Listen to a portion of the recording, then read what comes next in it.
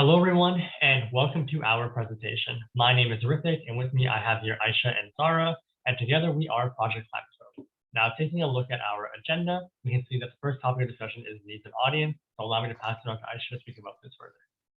Thanks, Rithik. So, as we all know, the biggest issue facing our environment today is climate change. Now, while youth are passionate about making a difference, many face barriers to participating in climate justice activities due to financial, geographic, and social constraints. More specifically, high school students suffer the most challenges as it relates to a lack of climate change-focused education available within the traditional system. A Lakehead University study highlighted that only 33% of teachers in Ontario reported teaching about climate change. Based on this, we wanted to investigate schools in our local Hamilton community. We performed over 10 interviews with local leaders and students and sent out surveys to assess the situation. This revealed that youth had very limited opportunities in this space, and that's when we decided to start Climaco, a unique case competition dedicated to providing climate and social justice education while also making a real impact in our communities, ultimately preparing students for the fight against climate change. Now, Zara, would you be able to go over our business model? I thought you'd never ask. Well, what is our business model? How does this all work? We partner with local organizations such as Hamilton Street Railway and Hamilton Bike Share and industry professionals to develop mutually beneficial learning engagements. In exchange for their resources and time, Climaco provides its partners with unique solutions and diverse perspectives on the business and sustainability issues that they're encountering. What is our approach? We have developed a non-traditional case competition that allows high school youth to tackle real business problems and develop problem-solving skills with an emphasis on addressing global climate change and its stresses. Each case highlights a local sustainability problem, and each team is able to present their solutions to community stakeholder leadership teams. Let's look at our key actions. So the first step for us was curriculum development to determine how we could make our competition more skills-based and geared toward innovation. To do this, we researched highly demanded skills based on projected hiring trends. We also met with youth and community to find ways to incorporate social justice and climate science knowledge into our competition. Another integral activity was case development. This year, we are partnered with the Burlington Food Bank, a community organization that strives to meet local food needs. We are also receiving support from the Burlington Green Youth Network, a community of young people making connections around local and global environmental issues.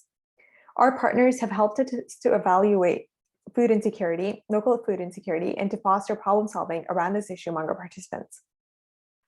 Lastly, we have partnered with local leaders, as shown on the slide, to offer 7 unique workshops for our participants. Workshop topics include environmental and social governance goals and sustainability career paths. Now, let's move on to our favorite part, impact.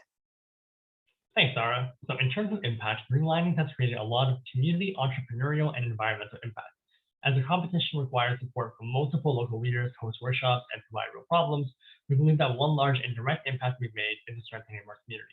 During our research, we noted that a lot of not-for-profit social enterprises are siloed and do their work separately. But what we were really proud to do was connect them together for a project like ours.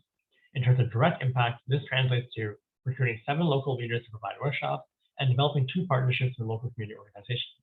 From the competition lens, it looks like providing 9 high school and university students from across Ontario the opportunity to create, plan, and execute a case competition with our team. This gave them networking opportunities and provided them real business experience. In terms of the participant lens, it looks like recruiting 11 youth from Ontario for the competition this year. Now, it's important to note that due to COVID-19, there's been a lot of school board scheduling changes. It's led us to push our competition to begin in March. This means that our recruitment is still ongoing and we're projecting even higher numbers. Now, what's good is that we were able to do a trial run of our project last year and collect some data. This data led us to project the following impact. We project to roughly impact 25 entrepreneurs directly and indirectly impact roughly 11 entrepreneurs. We're also projecting to expose roughly 30 students to entrepreneurship as a career path, and we're projecting to improve students' entrepreneurship skills and networking skills for 30 students. Now, allow me to pass it on to Aisha to speak about next steps. Thanks, Rithik. So we are about to wrap up our recruitment next Friday, and we will be distributing all relevant details to the participants right after.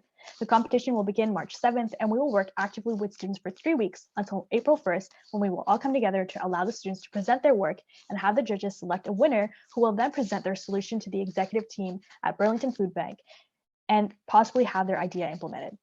Now that brings us to the end. Thank you for listening to our presentation.